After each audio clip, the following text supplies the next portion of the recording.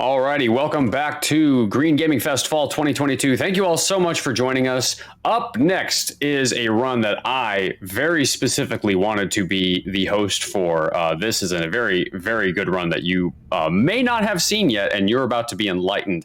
We have got a run of Control Any Percent Legacy Standard from DemonicRobots. Demonic, take it away. All right. Hey there, everybody. My name is DemonicRobots, and welcome to Control. Before we get started, I just want to double check and confirm that the winner of the costume choice is going to be the tactical response, correct? Let me pull it up one more time just to be absolutely sure. It is, in fact, tactical response is our costume of choice. All right. So normally in this game, we don't get a costume at the very beginning, but we got a special choice here. So we're going to be starting from a continue game. Time is going to be starting when I skip the opening cutscene. So we'll get ready on time. I'll do a little countdown for that as we get through. But if you haven't heard of this game, it is something that is really unique. And I'll go more into it in just a second here. Get this little opening cutscene. When we skip this, time is going to begin. So I'll do a countdown. 3, 2, 1, go. So welcome to Control. This is the Federal Bureau of the Control in the oldest house. Basically, if you have ever heard of SCP, then that is basically this, but the entire game. If you haven't heard of SCP, essentially this is a part of the government that essentially hosts paranormal objects and entities, and usually it's very mundane stuff. So it's like a rubber ducky that can mysteriously teleport around, or a fridge that hurts you if you don't look at it, stuff like that. And essentially what the story is that Jessie here has came in at a very bad time, but she's going to work her way up from the janitor's assistant to the director of the Federal Bureau of Control. You know, it's really the classic boomer tale, rags to riches story. But she has arrived at the FBC in search of her missing brother, who she hasn't seen in 17 years after an incident in her hometown with one of these objects of powers in OP and OOPS. These are the weapons that are connected to a mysterious entity and are essentially like objects that are normal but have weird properties, and this is going to be the first one that we touch. As you can see, we pick up what's called the service weapon and we get teleported to this magical land. This is our introduction to the board, which is a entity that is quite powerful and is basically saying, hey, you're pretty cool, can you help us out with this problem? And the story of the game is essentially her trying to find her brother and prevent a mysterious evil entity called the Hiss from taking over. We are introduced to the main mechanic of this game. So the service weapon is the only weapon that you get in the entire game. On a casual playthrough, you're usually going to be swapping between different forms of it. So this is called the grip form, which is basically a pistol. And there are other ones that are like essentially as a sniper, a shotgun, all those archetypes. It does not have a reload button. It does not have ammo. It is based purely off of a energy recharge. So you can see that little bar on my HUD right there. When that is empty, we can no longer fire the weapon. And it kind of works like Dark Souls stamina, where when we run out of it completely, we have to wait for it to almost fully recharge. So combat is a very important optimization in this very beginning area. As you can see, I'm going to be looking over into this corner. This is to manipulate enemy spawns into my favor. A few of these are very important to get enemies to spawn in the right spots. Sometimes they're fixed, other times they are not. So if you ever see me like looking at a weird angle before combat begins, that is the reason for that. This game has a lot of different powers that we're going to be getting later on, but for now we really only have the service weapon. So because of that, I try to do the combat as optimally as possible in order to go as quickly as possible. So we're going to see right here, this is a named enemy. This isn't a boss. This is a kind of just a powered up common enemy. So if you ever see that icon above their name, that's not a boss. It's just kind of more like a beefed up dude. We're getting some more lore stuff right here. This is a control point. These essentially act like bonfires from Dark Souls, where whenever we quit to menu, we get brought back over here and we can teleport between them, and we can also use them to upgrade our abilities that we'll be gaining later on. But there we go. That was the intro. That was the introduction to the Hiss, which is going to be the enemy that basically takes over people's bodies and turns them into bad guys. However, not everybody has been converted in the FBC, and we're actually going to be running into a couple of survivors right here, specifically Emily Pope. Emily Pope is basically, hey, that's kind of cool that you don't need to wear this machine to avoid getting corrupted by the hiss. Also, you're the new director now. That's pretty cool as well. So she's basically just kind of like catching Jesse up to speed. The way that it works is it's kind of like Excalibur, where because Jesse was able to utilize the service weapon without dying when she picked it up, that automatically makes her the director. So that's how she actually got this prestigious role. We're going to do some more optimized combat here. You can usually get a couple of different patterns, but we try and do this in the best way that we can. So hopefully these guys should be spawning right here. Perfect. A main aspect about the early game is kind of making sure your spawns and your kills are done as cleanly and quickly as possible. You're going to see an enemy right there with a shield. Shielded enemies take very much reduced damage from your grip. Oh, can we get 3 of them? Ah, no, she slid over. That's fine. We got at least 2 in 1. That's good enough. So whenever an enemy is shielded, I'm not going to be shooting at them. I'm either going to try throwing an object with my mind, or I'm going to be trying to melee them in order to break the shield. Basically, like, it's a bunch of hiss energy that like acts like a really strong magnet, so the bullets kind of just like slide off of them. But there we go. That is another control point got, and we are actually going to get our very first ability. Whenever we get, oh, also bonk. Whenever we get a new ability in this game, we use it to break the game almost immediately. And this is gonna be our first power. As you can see, something is throwing, I think, like mail tubes at us. Oh, let's try that again. We're trying to get what's called a ladder skip. This is actually one of the dev intended skips. Fun fact. There we go. So we are going to be touching a floppy disk with Soviet nuclear launch codes, and because of that, we can now launch things with our mind. So that's going to be the main core mechanic of this game, is acquiring new abilities to fight bad guys and all that jazz. And this is going to be the first one that we get. It's one of the only required ones that you have to get in the game. The other one is levitate. But we are going to be picking up a couple of optional ones along the way. As you can see, I can throw things with my mind. Typically what you can do is whenever an object is like aimed at somebody, you can usually hit more than one person if you grab the right one or from like the right angle. So a big thing that we're going to be doing is we're going to be trying to grab very specific objects in order to throw them at people and try and get like the maximum amount of damage possible. But here we go. This is gonna be the first skip. So normally you only have to fight 2 bosses in inbound, which is like the glitchless category, and during your casual playthrough, the rest are all completely optional. However, if we are doing a little glitch right here, this is called No Mozzie. We're gonna essentially he's not bothering us. We're essentially trying to clip Jessie's model into the box, because whenever she is holding an object with her hand, it gets rid of all the collision, and we get stuck in it. We let go of the object. It pushes us up as quickly as it can to get us out of it so we don't get stuck, and we can use it to clip through floors and get out of bounds. So normally we would have to do a pretty tough fight. If you ever like played this game casually, a lot of people stopped their playthrough right there or died a lot. We're just going to completely skip all of that and head over to the hotline. The hotline is how we are going to communicate to the board, who is that entity that we talked to earlier in the like super white area, and we're also going to be using it to talk to Director Trench, who was the former director before Jesse took over, and we're going to be talking to him via the bullet that is in his brain. If you are a fan of like the X-Files or Twin Peaks, this game takes a lot of inspiration from those media sources, and of course SCP. This is the main influences for this game. Right now we're going to be heading over to the hotline. Nothing too special. This is another object of power like the gun. However, it's only a lore purpose. It's not a gameplay purpose. So we're just going to be running through here. And in the meantime, I think we have time for a quick donation. You betcha. I'm not, yeah, sorry, my mic was messing up a little bit. We have a $60 donation from Faust Dimos, you might recognize that name as the person who just did the Close to the Sun run. And he comments, for running as fast as I can and not being dangerous. Very nice, Faust. Thank you so much for your very, very generous donation. Thank you very much.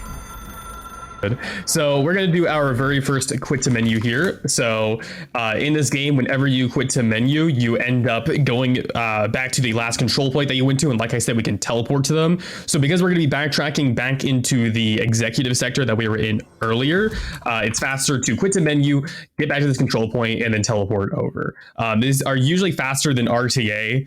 As well, but because we time off of removing loads, there are some where it is faster to do so LRT wise, but not RTA wise. So I'm not going to be doing all of them. Like normally after we talk to Emily right over here, we would do another quit to menu, which would drop us right about here, but that is only faster when we are going for PB attempts, which we are not going to be doing. So I'm going to get a couple of ability upgrades right there. We're going to be trying to get our launch up as quickly as I can. Like I said We got the skip. Trying to get those up as quickly as I can. This game kind of has like a pseudo leveling system, and because we are doing a speed run, we are missing a lot of the side missions and a lot of the mods and basically a lot of the gameplay functions that normally would power your character up. So the way that we kind of make up for this is we get our launch powered up very early on. Reach the override. So this is the directional override. Essentially what is happening is the entire building is on lockdown, and we are the only people that can unlock it because it needs to be a director. So normally the game wants us to work for Ati the janitor and do a bunch of stuff for him in order to stop the building from exploding. However, that's a lot of work and Jesse's kind of lazy. So we're actually going to be skipping a lot of this, but we still need to do a couple of things. First of all, we're going to use that to get out of bounds. Some objects are easier to get out of bounds with than others. It really just depends on the angle, how Jesse is moving, the lunar cycle. It's a bunch of like weird stuff. So some of these are going to be a little bit easier than others. Some of these are going to be pretty difficult, but these ones are going pretty well. So the first reason that we're going to be coming over here is we are going to be getting a new power. This is technically an optional power. 2% of the people who beat this game did not get this. However, not having it is quite painful. And along with that, it enables us to have a lot of really good movement out of bounds, and overall it is faster to do this side mission than it is to ignore it. So we are going to be getting another object of power here, and it's going to give us a new ability. And like I said, whenever we get a brand new ability, we usually use it to break the game almost immediately, and this one is no exception. So as you can see, this game is kind of weird. We're going to touch like a carousel horse, and it's going to allow us to dash and evade with our minds, which is pretty cool. We're going to do a little skip right here. The same logic as earlier. Whenever Jessie is stuck inside of an object, it'll push her up, which is really good. So these objects are a little bit weird. We're going to just allow myself to play that a little safe. As you can see, this is like a very important movement tech that we use for the majority of the game. So that's why we come to get it. So that's the first reason that we're down here. The second reason is this game, it has a lot of objective triggers in order to avoid the game soft locking, because it is a Metroidvania. So the game intends for you to do a lot of backtracking and going back to areas again once you unlock new abilities. So because of that, there's a lot of objective triggers, and this game is very, very, very requiring of these objective triggers. So like right here, we have to hit that one. If we do not, then we soft lock our game. If we miss a single one, we soft lock our game, and some of them can be pretty painful to go back to. So normally we'd be talking to Ati the janitor over here. Ati's a great character, and we basically do a bunch of work for him, but you don't actually need to do all that stuff in order to continue on with the game. So we're going to come over here. We're doing some very specific movement in order to hit all of the triggers. And now instead of doing what we're supposed to be doing, we could just go to the end of the level. So over here, in this room right here, it was near the very beginning. This was the last room, and now we got some combat to do. As you can see, one of the things I'm going to be trying to do is I'm going to be trying to get as many of those what I call pull-throughs, where I'm trying to hit multiple enemies with one object. Because as you can see, it is much faster if you can hit multiple of them, because then you're using less energy and it's just more optimal. You'll see that I have an energy bar up above now whenever I launch things with my mind. That is actually tied to both launch and our dodge right there. So if I do a bunch of launches, then I'm not going to be able to dodge, and vice versa. So a big part of this is going to be energy management, making sure I'm, I have enough energy to do my dashes when I need to, or my launches when I need to. Oh, now that we stopped the building from blowing up, because, that's definitely what we did. We didn't just kind of be lazy about it. Nope, definitely not. Now that we've done that, we're going to be heading to the research sector to find the security officer of the FBC, Marshall, who is a really cool character. She is ex-CIA and definitely knows where all the skeletons are hidden, so to speak. So we're gonna be heading over to the research sector, and this is where the game really starts to open up, where it starts to become a little bit more open world and freeform with where you can go. We're gonna be skipping pretty much almost every single other side mission except for one more, and that's one is gonna be probably the most important one. So right now we're going to be doing a skip called a 2-fight skip, and then we're going to be doing another one immediately after called Screamy skip. Yeah. So these two skips were found really, really early on and are still utilized today with only very minor modifications. So we're going to grab this object. I don't know what it is. If you do, please let me know. I thought it was a fridge for the longest time, but it's not. I just call it that. So we're going to use that to get out of bounds. We're going to do some very specific movement. If you ever see me doing weird stuff like I am right here, I'm trying to hit all of the objective triggers, and I need to hit them in very specific ways. Otherwise, they do not actually count. So thankfully, we can hit a lot of these from the out of bounds. However, they can be a little bit dangerous, and you can die or get stuck in the wall or other bad stuff. So I'm being a little bit careful here. Oh, no, I like that. Okay, that's fine. So the good thing is we did hit that, so the game does save whenever you hit like an objective trigger, so I don't need to worry about hitting it again, but we did need to quit to menu back there because you can get stuck. And it's very easy to get stuck in walls in this game. It is mostly like pretty friendly when you're out of bounds, honestly, for, being completely unintentional by the developers. However, sometimes those things do happen. We're gonna do this one more time. Thankfully, it shouldn't take as long because we can skip hitting some of the triggers that we would normally need to do. So 1, 2, 3. There we go. Wait for it to load in. Perfect.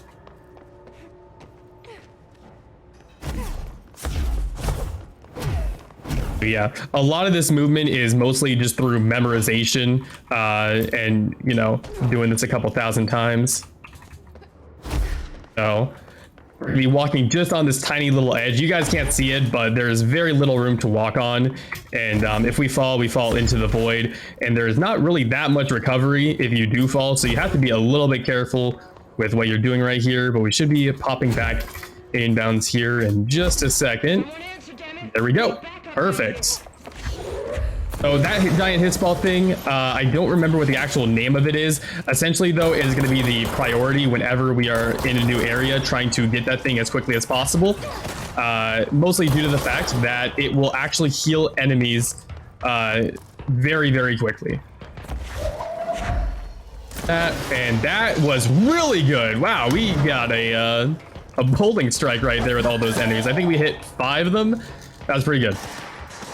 So, as you can see, trying to get all of these pull-throughs like this is very, very important in terms of management. We're going to hit him right here. We're going to hit this guy. Going to dump our pistol into him, try to hit him while we're dragging that over. And that was honestly a absolutely perfect fight. That is extremely hard to do and probably one of the harder rooms in the game. So I am glad that went very well and kind of made up for getting stuck earlier on.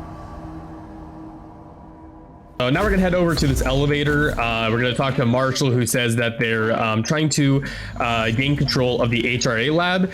Every single character except for Jesse that is not infected by the hiss is gonna be wearing this like thing on their chest, and what that is designed for them to do is it's designed to avoid them from getting taken over by the hiss. So it is very important to get the HRA lab in control, because then we can make more of those and we can get people out of the safe rooms and save their lives. Also, this game is kind of weird. As you can see, elevators in this universe go diagonally.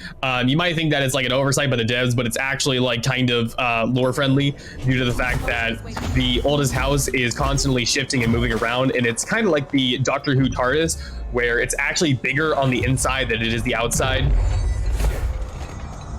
So don't worry, it's perfectly normal and in lore. It's also a great time to point out that whenever I open my menu and my map, I'm actually still able to move around and do things. This is going to be very important later on for some of the skips, because there's a lot of times where we're navigating the out of bounds and we are doing it in complete pitch black. So it allows us to basically fly around out of bounds without having to do it completely blind. Still have to like be careful with how we do it, but it's definitely not as bad. Also, as you can see, I'm trying to kill these enemies in very specific ways. So these guys spawn in front of me. Basically they spawn wherever you are looking when you kill the last enemy. So do not want them to be spawning behind us. Basically these guys will float over to you and then they'll try to explode. And they can do a lot of damage. It's actually a good time to mention, you're going to see a lot of blue particles on the ground. You don't actually get a med kit in this game.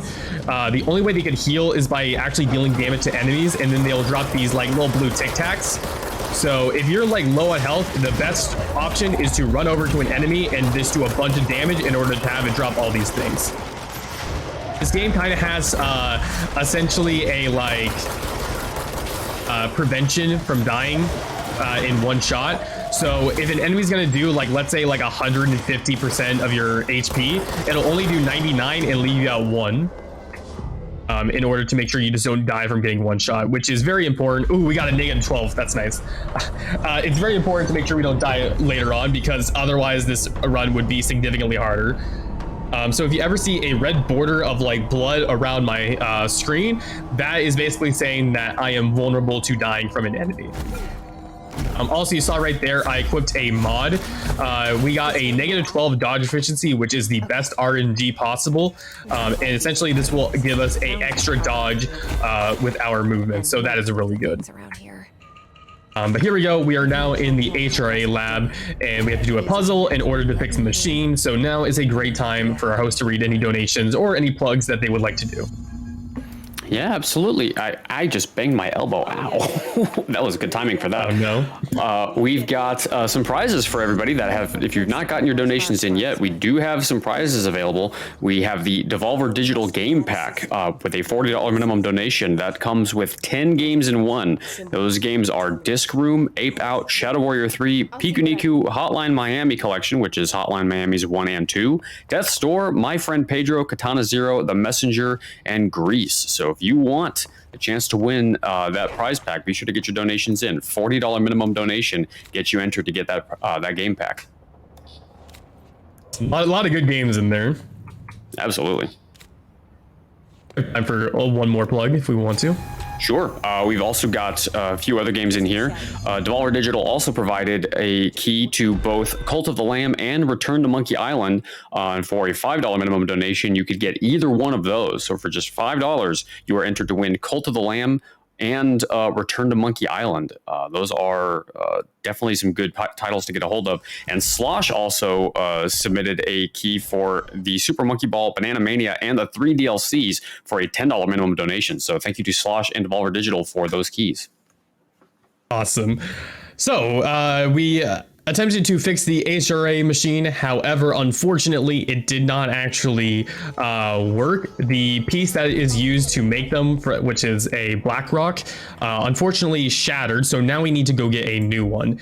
And this is going to be the chapter where the run really starts to pick up. So this mission is called Threshold, which is a great thing because it's a threshold for whether or not your run will continue. And it's kind of tied to, it used to be tied to a couple of really hard glitches. Now it's tied to this. So we are back in the maintenance sector, which is where we were earlier. Just don't worry about Jesse. We're going to be doing another clip out here. This one is a little bit harder. We're gonna set up this first barrel as best as we can. When it comes to objects in this game, they usually have like a right way that they want to like move, and they are very resistant to not moving the right way otherwise. Some objects, like I said, are a little bit easier to clip through than others. These barrels are not one of the easier ones, and there we go. So we're gonna get out of bounds on its elevator, and then I'm gonna try and drop down in a very specific way.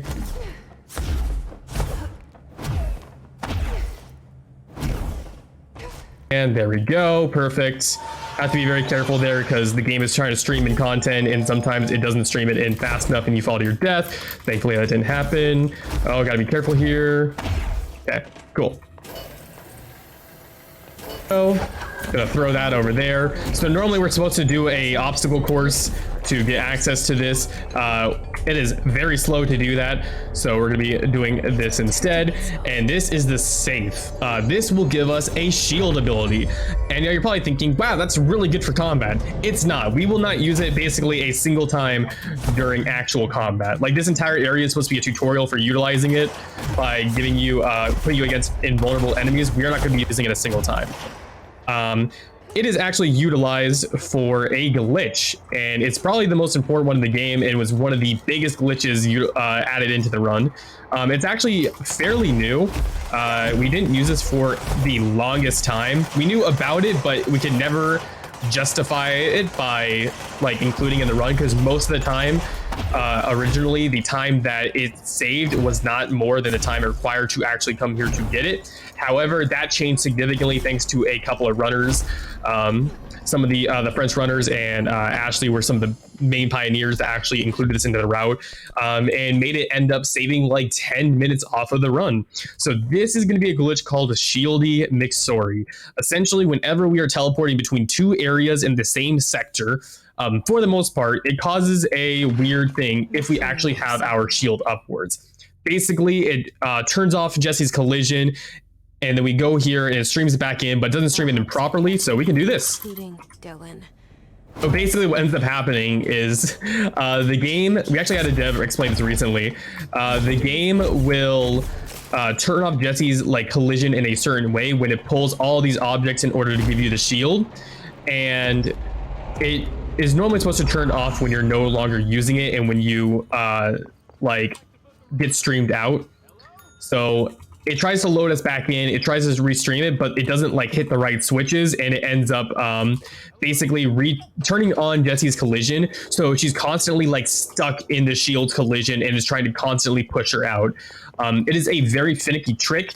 It depends on where you're looking, what the area is, what directional keys you're holding. So for example, for me to go up and forward, I have to hold left and back on my keyboard. It depends on if you're hitting space. It depends on if you have levitate. It depends on all these other factors. So essentially when it comes to shielding McSorry, it is one of the hardest tricks in the game because every single one that we do is completely different from the other one. Not to mention the overlap timing is actually not very generous. So that's how you can usually tell the difference between like a really good player and a newer player is a lot of the times like how you control these shieldies and know where to look, where to go, and avoid bad things happening, because bad things can happen very much with this trick.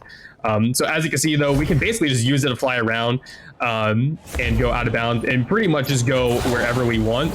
So we're essentially going to be hitting all of the objective triggers that we need to hit for this mission. Like I said, objective triggers are very important to prevent soft locks.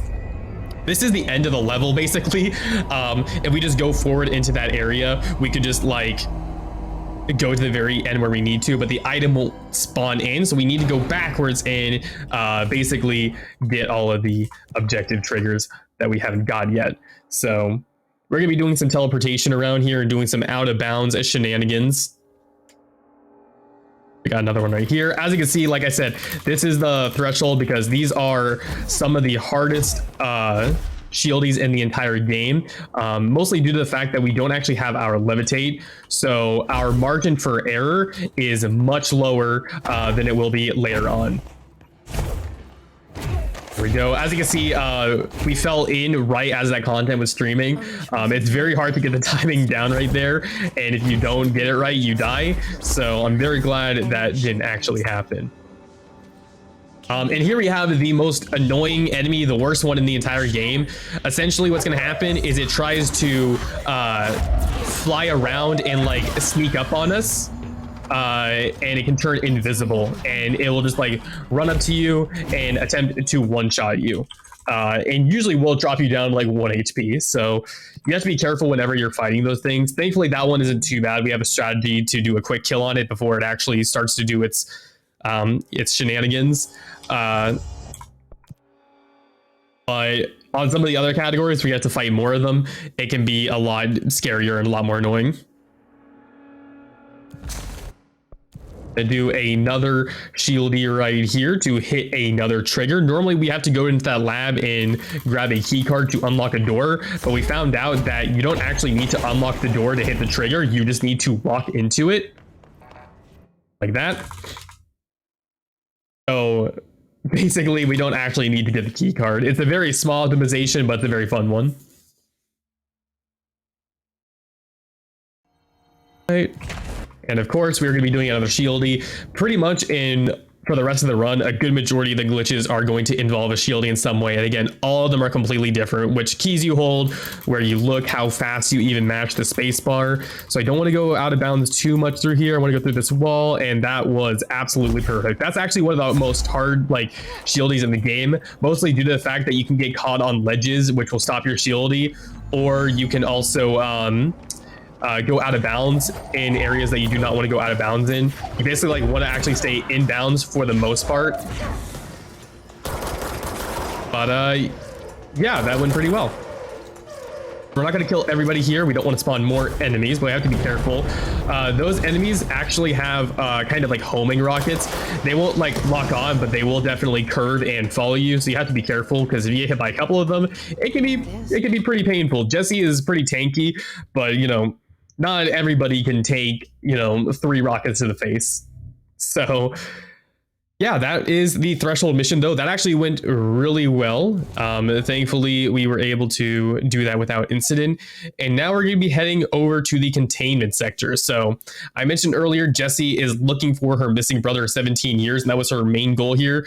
And she kind of forgot about that for a couple of hours, but now she's remembering, oh, right, I have a brother, and that's the reason I am here. So we talked to Marshall. She tells us like, hey, this is where your brother is, but there's also another problem that only you can fix, because of course it's a video game. So before we can save our brother, we need to go handle a containment breach. We're gonna be heading over to the Panopticon. This is where they house all of these like weird objects. You know, like I said, there's a fridge where if you aren't staring at it, it will do damage to people. There's a surfboard which allows people to control mines, like all this weird stuff. And also, this game is made by Remedy, who did games like Max Payne, Quantum Break, and Alan Wake. So if you are a fan of Alan Wake, I got good news for you, but these worlds are actually connected. So if you haven't played Control yet and you are an Alan Wake fan, it is almost required, because there's not only a bunch of really cool, oh, that's not great. Not only are there a bunch of really cool references that the game puts in. There we go. I was just trying to shoot that. There's a bunch of cool references, like actually the coffee thermos collectible from Alan Wake 1 is considered a altered item. But there's an entire expansion dedicated to Alan Wake in this game. So I would highly recommend it if you're a fan of that, or just honestly psychological horror in general. We're going to continue on. So we're going to do something called a neum here. Whenever you mantle in an area where the game doesn't really know what to do with you after, it can sometimes teleport you to a 000 coordinate of the loaded cell, which like we're going to do right here. So that is going to teleport us over to this angle, and we can use this to go into here. We've had a couple of motel areas that we went to that essentially act like little passageways that we can utilize to open doors and bridges and stuff like that. These areas are actually just already loaded into the game automatically. You just get teleported in there when you're doing it intentionally. However, if we can get to them out of bounds, we can usually drop down into them and completely skip actually having to do the puzzle, which is really cool. So that's what we did right there. Normally you have to like open up a bunch of the rooms and flip a painting to make a room go from upside down to right side up and all that stuff, but we just kind of dropped into the very bottom of it. Maybe in here. Also, if you're wondering how we skipped that audio or the dialogue, you can advance it line by line, and we have a macro to avoid giving like favoritism to people who have free scroll mouses. So we have a macro which lets us go through the dialogue as quickly as we can. Just makes it so it's a lot easier than having to use the mouse wheel. We're going to do another shieldy. This one, again, we're going to have to try and stay inbounds, but this is like one of the biggest ones because it skips a very long, boring elevator section. The bad thing is, though, usually this would be a point during marathons where I would actually go allow the host to read a donation or two. However, because we don't have that spot anymore, we do not have time for that. So I do apologize, Dangerous, but... Oh, man. Gotta go as quickly as possible. It's a speed run. It's what we're supposed to do. I know. So we're gonna do another shieldy right here. This does add a lot of loading screens to the game, which is kind of unfortunate, but this glitch is so cool that I think it kind of balances out. This is the only boss that we actually need to fight in the entire game. And even then, I wouldn't even really call it a fight. It's kind of insulting to call it that. But basically, we're going to do some, more shenanigans, more chicanery. Gonna basically head over here. We're going to start this cutscene, and we're going to exit out of it, because once we start the cutscene, it is going to hit the trigger saying, hey, you watched the cutscene, cool, now we can, get the boss ready. And we're going to be entering the boss arena in a different way, and it's going to have a interesting effect.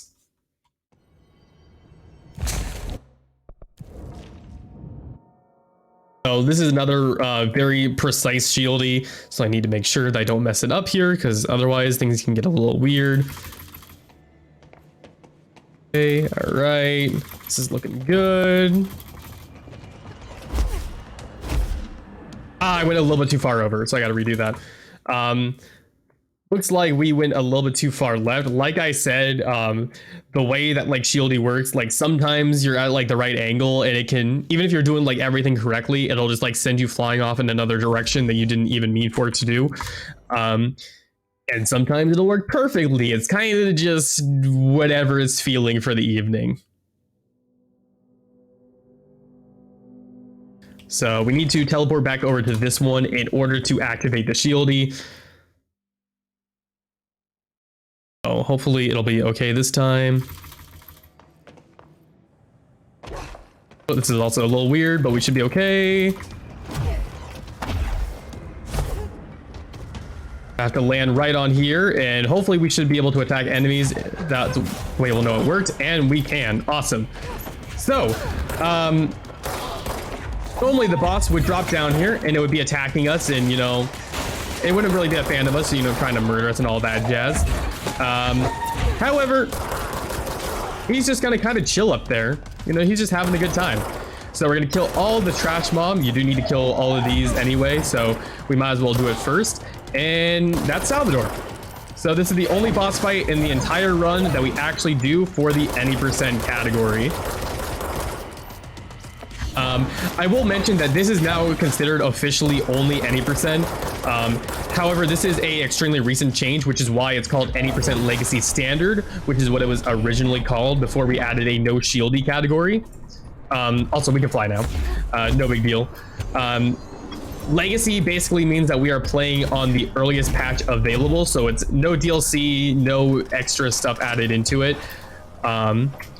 And standard means that we are allowed to go out of bounds, so there's no restriction on that, unlike inbounds where you have to stay within the bounds of the maps. Now this is called only any percent, and there is now any percent legacy standard would be any percent no shield legacy standard.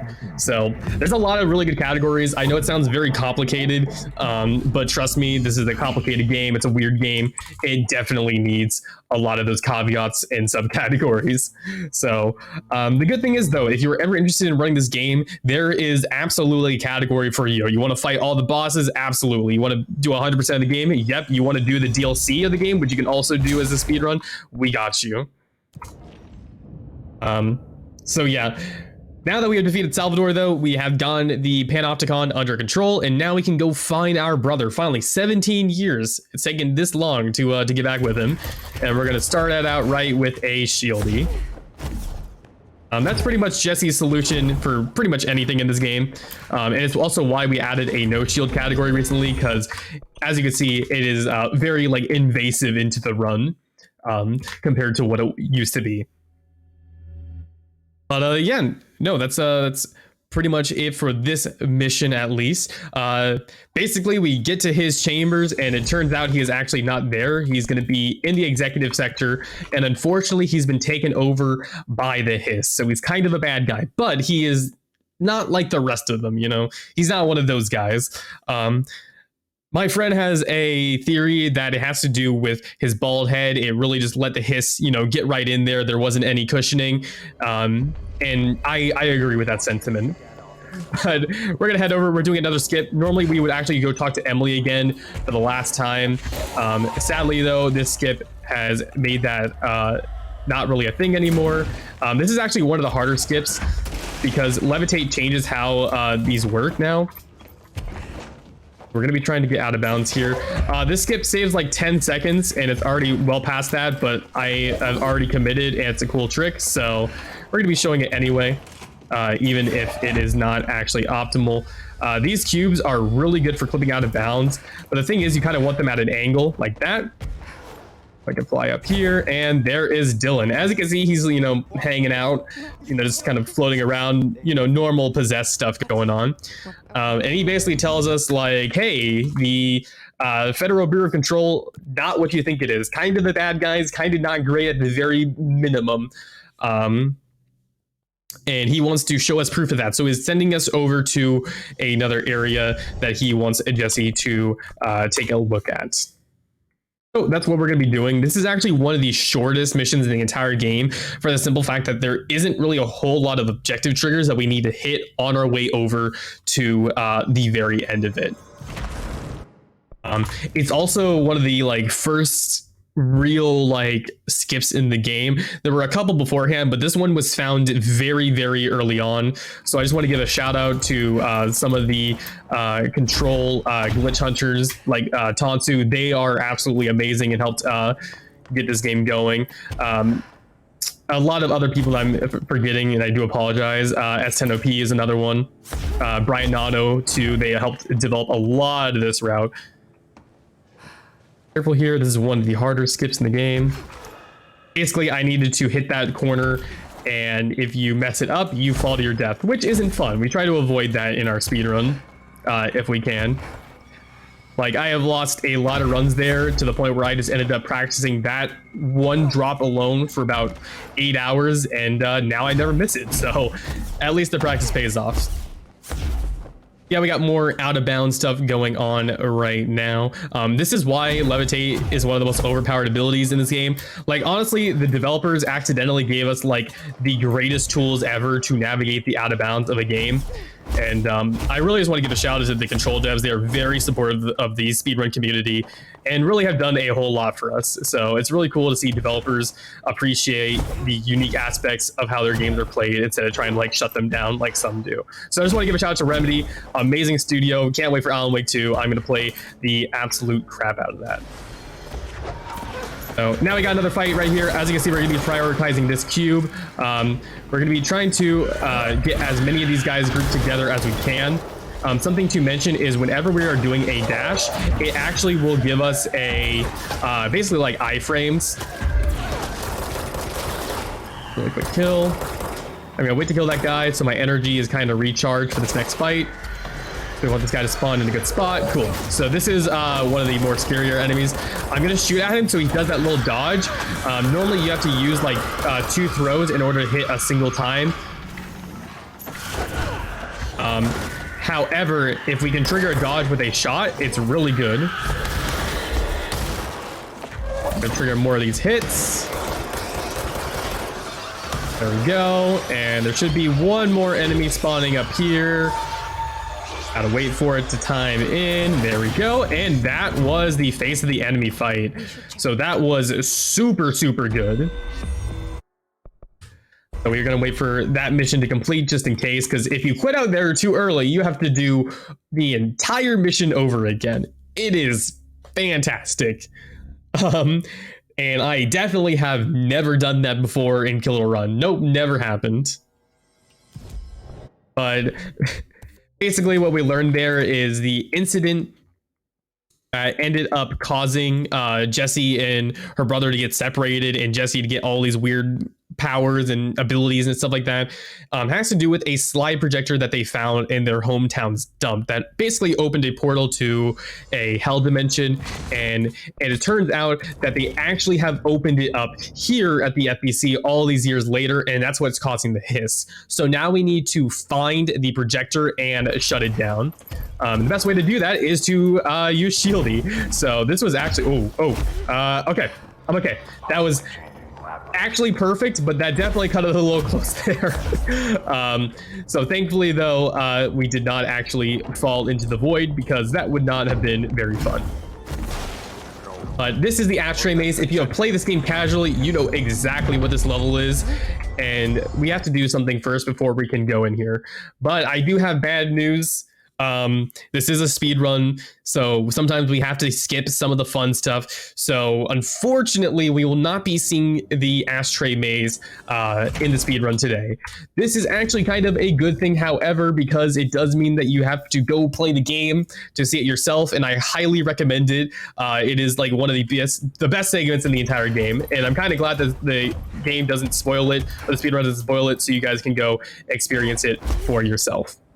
I'm not sure, Dangerous, have you played this game casually? I haven't, and it's on my list, and I need to get to it at some point, because ever since I saw the preview stuff for it, I was like, wow, that looks really good. And then it came out at a point in time, I don't remember why, but I was just like, I never got around to it. But now that I'm watching it again, I'm like, I really got to get back to this game at some point and actually play through it, because I have it on Epic, so. Oh yeah, perfect. Yeah, and no, okay, so this is good for you then, because you haven't seen the ashtray maze, so you're not going to get spoiled by it, because it's absolutely an amazing section. So lovely. It works out. But yeah, so now we need to find Ati the janitor. Essentially, we can't actually navigate the ashtray maze without some help from him. And you know, he's the janitor. He has the keys to every room in this building. So he is going to basically help us out. We don't really need that help, but we do need it to progress to the next mission, which is how we can, you know, beat the game. So in the meantime though, we have to wait for that to get all the way over there, and it takes 90 seconds exactly. So we have some time for a sponsor plugs or any donations. You bet. I can tell you all a little bit about the charity that we are donating toward, Mother of Corals. Their mission is simple. We rely on coral reefs for a lot. They produce a significant amount of the world's oxygen. We're all fans of oxygen, I do believe. I think everybody is a big fan of oxygen. Breathing is nice. You know, I like breathing. I don't know about the rest of you. At least once a day. At least once a day, yes, exactly. And more than 1 billion people, billion with a B, rely on reefs for their livelihoods. But coral reefs are in trouble, and now more than ever, we need to return their favor. At Mother of Corals, they provide the tools and training to enable coastal communities to create, maintain, and share artificial coral reef habitats with the public in order to increase their environmental and economic sustainability. And all of your donations go toward Mother of Corals. So please get your donations in for this wonderful charity. We still have prizes that are up for grabs from now until the end of the marathon, and we still have other incentives that have not been met yet, or bid wars where you can tip the scales to one side or the other. So be sure to get your donations in if you would like to see some of the runs be altered in your own favor. Awesome. Yeah, no, it's always fun to have like bid wars and all those incentives come up. Oh, I agree. And seeing all the wacky stuff that these different games have. I was listening earlier, and I know that there's one for a few actually for Resident Evil 2 remake that sound very interesting. Yeah, modded costumes that I have actually never seen. I'm only familiar with the DLC ones, so I'll be curious to see what Master Chief Leon looks like. I'm sure it'll be great. So now that we got the object from Ati, I'm not going to say it because I don't want to spoil anything for you guys. If you want to play the game yourself, I highly recommend it. I will say though, if you do really want to play this behave yourself and you're very sensitive about spoilers, this is the time to get cut off here. Come back later on to watch the rest of it. But this is where the game, like, I can't skip some of the story stuff that happens. But right now, what I can do is I can talk about what's going on right now. So we're doing another shieldy, and it's in complete pitch darkness. So I use this map to navigate it and make sure I'm missing all the death planes, and I'm also getting over into the right spot. Above it, cool. So as you can see, normally you'd have to do the entire ashtray maze right over there. You saw it was a pretty big spot on the map. We are not going to be doing it anymore, actually. So we just fly all the way over with Shieldy. Sadly, pretty much every category that's not inbound skips that. Even if they are not using Shieldy, we have a couple of other ways to skip it anyway. But yeah, this used to be the absolute hardest part of the entire game by far. This is the end of the game, and we are severely under leveled, so every enemy basically does a bunch of damage. There's a lot of them. They're very dangerous, and in this section we were used to have to touch these 6 different siphons for 7 seconds, and if we were shot or interrupted during that time whatsoever, we would have to restart, and sometimes that was very bad, because a lot of the times it would basically mean you are going to die. Oh, we're gonna come right over here. So you'd have to touch it for 7 seconds to activate it, and you need to do that 6 times, and you're usually being shot at by a bunch of enemies, and if you get knocked off of it, you have to kill the enemies, and usually that takes about a minute. However, thanks to Shieldy, which I used to really dislike the glitch, now I am much more willing to utilize it, because it makes this area go from maybe like 30% consistent, more than that, maybe like 60% consistent to like 95. So thank you, Shieldy, for that. But basically, we're going to hit a bunch of objective triggers in the wrong order, and it's going to cause this cutscene, which we are going to have to watch. We don't watch the entirety of it, but this is the only cutscene that we actually watch in the entire game that we cannot skip. She's going to say hi right here. It's going to automatically end the cutscene. I didn't touch it. It did it automatically, and that means that it hit the trigger. So because of that, with Shieldy, we can now skip the first 3 siphons and make the 4th siphon, which was the hardest one, now 100% consistent. Because normally the 4th siphon, you would have multiple enemies that not only would be attacking you at the same time, but would actually shoot rockets through walls. They literally had wall hacks, and I don't know how they don't get reported and banned, but they would actually hit you with a rocket through the wall and kill your run. Thankfully, that doesn't happen anymore because of the way that we enter the area with Shieldy. Makes it so not only does it spawn way less enemies. Oh, that's weird. I don't know why it didn't give me Shieldy there. Not only does it spawn way less enemies, but they are no longer aggroed towards us. So we basically get to do it for free, which is really, really nice.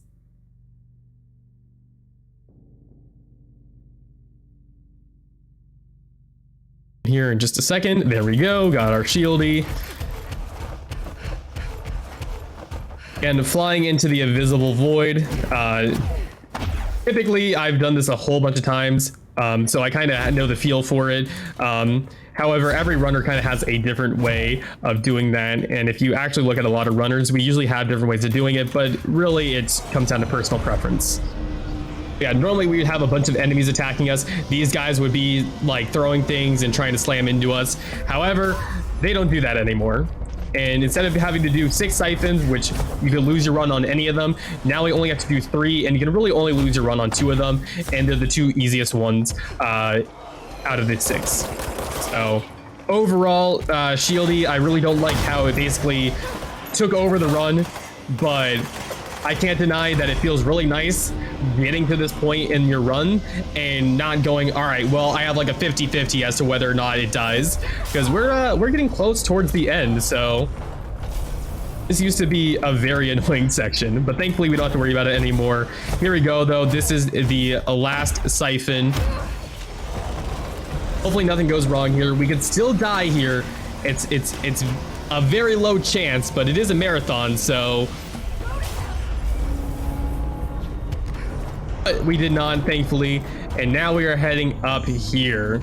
So we're gonna get a little bit of a debate going on here, where we're gonna do that. That's gonna be Polaris. I'm not gonna say the significance of their character, but they're a very important character. And what ends up actually happening is Jesse gets invaded by the hiss and the game's done. No, I'm just kidding. Don't worry. Don't stop the timer just yet. I know you see credits on screen. The run is not over just yet. We actually have a fake ending in the game. So basically the game tries to make you think like, oh, you lost. And I remember playing this casually. I was so mad here. I was like, they cannot be ending it here. I was so mad. And then I saw this and went, oh, that's what this is. For the longest time, we actually used to do a thing in marathons where we would pretend like our computers were blowing up during marathons. However, most of the tech people didn't like that joke because they got very nervous about what was going on. So we don't do it anymore. Plus, we've done it a lot. But if you look at some of the earlier runs, the one I can think of, for example, off the top of my head, is Brian Otto's GDQ run. He does the gag where he's like, oh, this is not what's supposed to be happening. But yeah, so we get a little fake out ending, and what we see is the hiss shows you your worst nightmare. And for Jesse, that is working a 9-to-5 office job. And I think we can all relate to that. You know, the soulless corporate entity being an intern, cleaning up coffee mugs for people who are just extremely rude to you. You know, we know how it is. So this is literally a living hell for Jesse. But we're going to be doing these mundane tasks here for a little bit. So in the meantime, we have time for any plugs or donations to go through. I mean, I don't know about you, but I really want to watch the coffee cups getting cleaned in the sink. That just sounds like a great exhilarating gameplay. Exhilarating, yeah. So anyways, so we do have some incentives that still are going on right now. Coming up soon, we have Majora's Mask. That's going to be a little bit later on today, I believe. Yeah, it's going to be right after the Mega Man Extreme 2 run. Immediately after that, we've got Majora's Mask. And for that run, we have the file name incentive. As of right now, Coral, as in like coral reefs, not coral like The Walking Dead. Coral. Wrong Coral. In this case, Coral is currently the file name winner with Lonk in second place. However, Lonk really needs to be in first place. We really need to make that the winner. And I do believe that Arju said that if Lonk was the winner, that he was going to name his firstborn son Lonk as well. So wow, there's a lot writing on that. Yeah, I don't know if RG actually said that, but I said it, and so it will come to pass. But anyways, we also have Hector and Donate RN on the bid war for that. So we've got a 4-way race right now for file name with Coral in the lead. But if you want to see one of the other ones get met, be sure to get your donations in coming up soon. Awesome. So as you can see right there, we have what's called a fake Mew. It saves absolutely 0 time, but the swag track is normally wants to take you back over there. However, if you mantle into a cutscene, it tries to place you where the cutscene places you, but it also tries to place you where you're mantling to. So you end up like getting caught in the middle there. Saves absolutely 0 time. There's only 2 of them that I know of, and the other one will not only kill you, but it'll permanently soft lock your game to the point where you cannot finish it whatsoever. So we're not going to do that other one, but that other one that we did right there is pretty fun. So yeah, we're just gonna continue on right here though. We're slowly breaking out of the Hiss's grasp. And yeah, we're going to be making our way over to another motel court, and this is going to allow us to break out of our own mind and, you know, save the world. Just casual, you know, Monday morning kind of things. Also, there's a really great cutscene right there that, again, unfortunately, we do not have time to show for, but just another reason for you to play this game casually if you have not just yet. Here we go. We have one more like really hard skip, so hopefully that goes well. But essentially this area is supposed to be the like finale, right? You're fighting level 30 enemies where normally beforehand they've been like 6, and that was the absolute hardest. However, Jesse is kind of powered up as well. So we're going to be skipping all these fights. Normally you're supposed to do like these really hard fights that are also really fun because just you're insanely overpowered now because the board kind of gives you their like power boost to the max, as you can see right there. Thing is though, the triggers to actually open up the rest of the fights and the platforms are like just there in the open. So what we're going to do is we're going to look in a specific spot, and we're basically just using our energy in a very specific way in order to cross over to the next area for the second fight. And then we're going to go through a hole in the wall in order to get to the very end. So time is going to be coming up here in a second, assuming I don't mess up. So big assumption here. Here. Come over to here to aim. And hopefully this goes well. Again, using my energy in a very specific way to make sure I have the maximum distance. Okay, and we made it through the hole. So once we talk to Dylan right up there, that is going to be the end of the run. I'm gonna try and get there as quickly as we can. Doing a little strat where we grab on these ledges that gets us more height. Time is gonna be coming up right now, and time. GG's. Thank you very much. So yeah, and thank you for watching, everybody. That was Control Any Percent. This is one of my favorite games of all time. If you want to run this game, I would highly recommend it. There's glitchless categories. There's categories that are 100%. There's categories that for pretty much any little niche that you can think of. We have all bosses. We have, you know, just a bunch of different stuff. So if you are interested in running this game, you can come on over to the Control Discord, or you can go to the speedrun.com page where we have all of our lists. We have the forums, and we have the link to the Discords there. Feel free to contact me if you have any questions as well, or any of the other runners. Most of us would be happy to help you get into this amazing run. If you want to find more of me, I do a lot of runs like this, a lot of kind of modern, really cool runs like this game. I do Mass Effect 2, which is an insanely cool speedrun if you haven't seen that. I also do the remake of Thief and a few others. But yeah, if you want to find more of my content, you can find me at twitch.tv/DemonicRobots. I just want to give a special shout out as well to a couple of my friends who have really helped me out a lot with speedrunning, especially recently, like D Cosmic, Ashley, again, you know, great people who have helped out, especially with this run and commentary. So thank you everybody for watching. Also want to give a shout out to my host, Dangerous. I appreciate you doing such a great job. It's always a wonder to work with you. Oh, well, thank you very much. You are more than welcome. I'll pass it over to you. Everybody, enjoy the rest of the marathon and have a wonderful day. Alrighty, big claps in chat for DemonicRobots for doing this awesome run of Control. This is definitely going to be front loaded to the top of my list for next casual games to play, because this was definitely awesome to watch.